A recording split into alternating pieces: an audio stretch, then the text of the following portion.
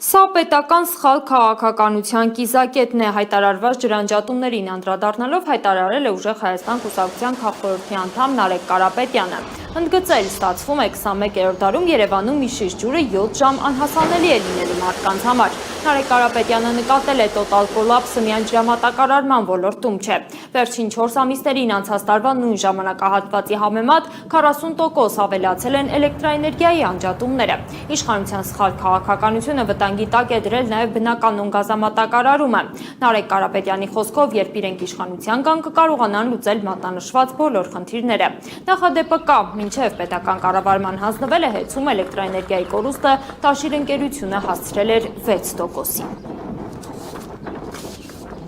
Էներգետիկայի մեջ ժամանակին 20-30% կորուստներ է եղել։ Իջել է 6%-ի։ Կորուստների նվազեցման քաղաքականությունը պետք է լինի էներգետիկայի գծով փոխնախարար, պետք է լինի էներգետիկայի գծով նախարար ընդհանրապես, պետք է լինեն պատասխանատուներ,